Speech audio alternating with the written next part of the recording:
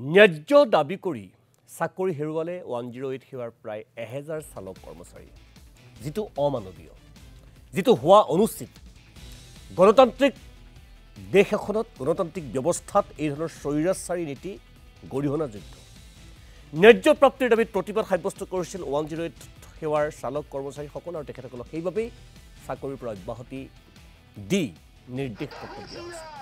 কৰ্তব্যত গাফিলতি কৰাৰ অভিযোগত চাকৰিৰ পৰা অব্যাহতি দিয়া হৈছে 108ৰ কেইবাশ কৰ্মচাৰীক চাকৰিৰ পৰা অব্যাহতি দিয়া এই সিদ্ধান্তৰ পিছতেই ৰাজ্যজুৰি প্ৰতিক্ৰিয়াৰ সৃষ্টি হৈছে 1 ডিচেম্বৰৰ পৰা প্ৰতিবাদ সাব্যস্ত কৰিছিল 108ৰ কৰ্মচাৰীসকলে সাধাৰণ জনতাই ভুগিব লগা দুৰ্ভোগৰ বাবেই এই সিদ্ধান্ত লোৱা বুলি ৰজাঘৰে ৰাজহুৱা কৰিছে ইয়াৰ পিছতে প্ৰতিবাদ অধিক তীব্ৰতৰ কৰি তুলিছে কৰ্মচাৰীসকলে সচলত আজিৰ দিনত চৰকাৰৰ বিৰুদ্ধে উত্তাল প্ৰতিবাদ 108ৰ চালক কৰ্মচাৰী অৰ্ধ উলংগ প্ৰতিবাদী কাৰ্যসূচীৰে চৰকাৰৰ বিৰুদ্ধে ক্ষোভ চাকৰি হেৰুওৱা কৰ্মচাৰী প্ৰতিবাদস্থলীত অসুস্থ হৈ পৰিছে কেইবাগৰাকী প্ৰতিবাদকাৰী বিগত 4 দিনে সচলত প্ৰতিবাদ সাব্যস্ত কৰি থকা 108 সেৱাৰ কৰ্মচাৰী চালকসকলক কৰ্তব্যৰ গাফিলতি আন্দোলনৰ উচ্চতনী দায়িত্বহীন কাম সম্পাদন নকৰাৰ অজুহাতত চাকৰিৰ পৰা বৰ্খাস্ত কৰিলে জিবিকে EMRI গ্ৰীণ হেল্থ ছাৰ্ভিচেছ নামৰ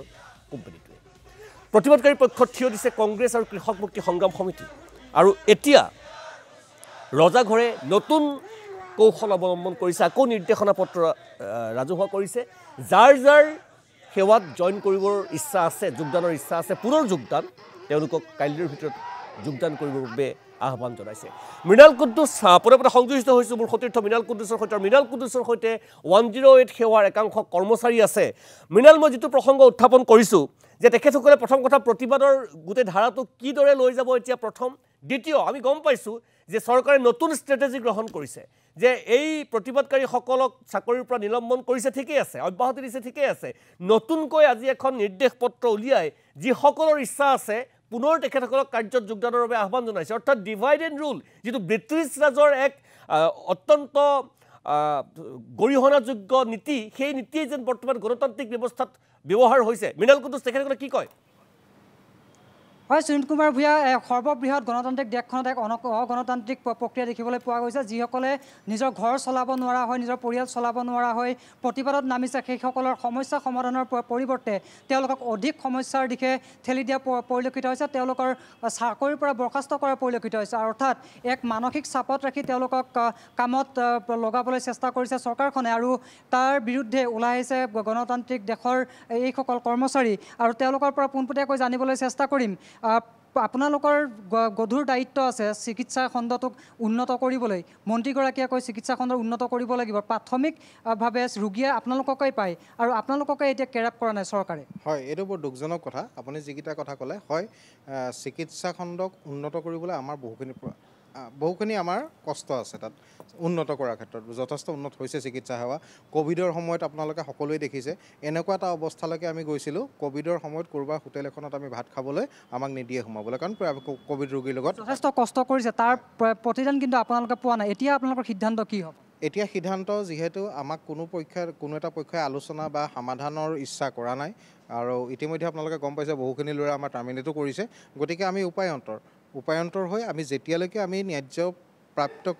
প্ৰাপ্যখিনি আমি আদায় কৰিব নোৱাৰোঁ তেতিয়ালৈকে আমি এনেকৈ প্ৰতিবাদ কৰি থাকিম কিন্তু শেহতীয়াকৈ কিছু ঘণ্টাৰ আগতে এখন নটিচ জাৰি কৰিছে আপোনালোকক কাইলৈ যদি ইচ্ছা কৰে যোগদান কৰিব পাৰিব বুলি কৈছে হয় এইখিনিতে জিভিকে EMRI নামৰ কোম্পানীটোৱে এইখিনি কথা কৰি আছে প্ৰথম যে জিভিকে EMRI নামৰ কোম্পানীটোৱে আমাক যি টাৰ্মিনেশ্যন লেটাৰবিলাক দিছে সেই টাৰ্মিনেশ্যন লেটাৰবিলাক আচলতে তেওঁলোকে কি প্ৰচিডিউৰত দি আছে টাৰ্মিনেশ্যন লেটাৰ এখন দিয়াৰ এটা প্ৰচিডিউৰ আছে নহয় আমাক চকজ লেটাৰ দিব লাগিব তাৰপিছত ৱাৰ্ণিং লেটাৰ দিব লাগিব তাৰপিছত টাৰ্মিনেশ্যন লেটাৰ দিব লাগিব গতিকে এই গোটেই প্ৰক্ৰিয়াটো তেওঁলোকে ৰাখিছেনে আমাক চকজ দিছেনে আমাক ৱাৰ্ণিং লেটাৰ দিছেনে ডাইৰেক্টলি টাৰ্মিনেশ্যন লেটাৰ আৰু তাকো কেনেদৰে দিছে মাজনিশা দুভাগ ৰাতি 12 বজাত দুভাগ ৰাতি 1 বজাত ৰাতিপুৱা 6 বজাত আমাৰ মোবাইলে হোৱাটছআপ যোগে তেওঁলোকে এই লেটাৰখন পঠিয়াই আছে আমি আন্দোলন কৰি আছোঁ তেওঁলোকে আন্দোলন থলীত আহি পিনে আমাৰ লগত আলোচনা কিয় নকৰে আমাৰ লগত ভালদৰে কথাখিনি কিয় নাপাতে বা আমি চৰকাৰী পক্ষলৈ অনুৰোধ জনাই আছোঁ যে চৰকাৰী পক্ষই আমাক চাব লাগে আমাৰ বিষয়টোত সোমাব লাগে আমি কি কাৰণে আন্দোলন কৰি আছোঁ 12 ঘণ্টা ডিউটি কৰি আমি